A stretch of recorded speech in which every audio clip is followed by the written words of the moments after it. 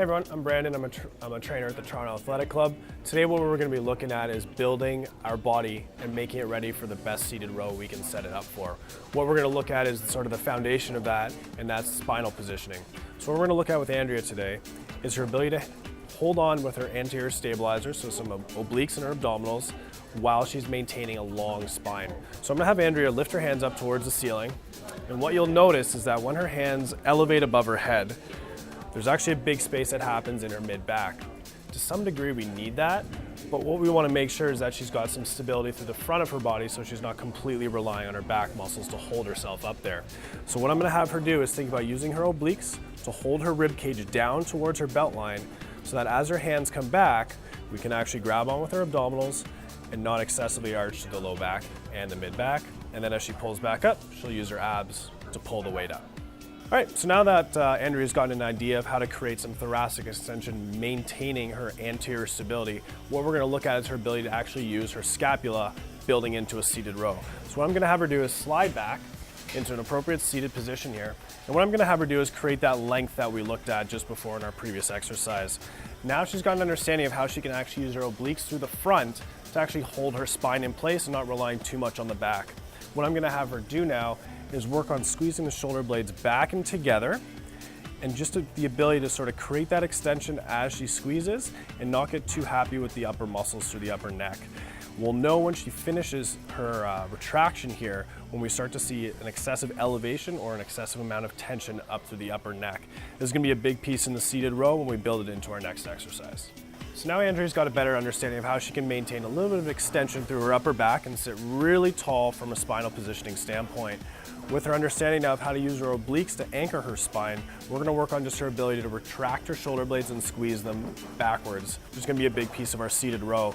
What we'll see here is her shoulder blades end up coming together towards her spine, and there's a little bit of downward motion almost down towards her back pocket. What we're going to watch for as she does this is that we don't see too much elevation to the shoulder blades, because then we'll start to understand and start to see that she's actually running out of the appropriate retraction we need for a seated row. And this will actually tell us where we should stop with our seated row when we build this exercise into our next set. So what we're going to see here is Andrea's ability just to squeeze her shoulder blades back, sort of using our spine as our center line here, and we'll see the shoulder blades start to slide back and together with a little bit of downward or depression motion here.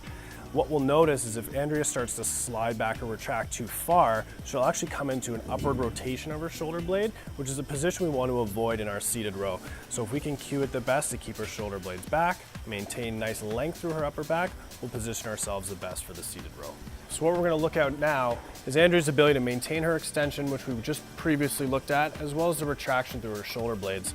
So she's going to maintain a nice lift to her chest, still be able to anchor herself through her obliques in the front, and as she starts to create the pull, she's actually going to start to create that retraction as well through the shoulder blades.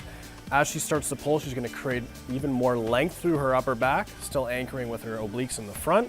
And again, we're going to make sure that she doesn't get into that excessive amount of retraction where we actually start to see the shoulder blades start to elevate towards her ears.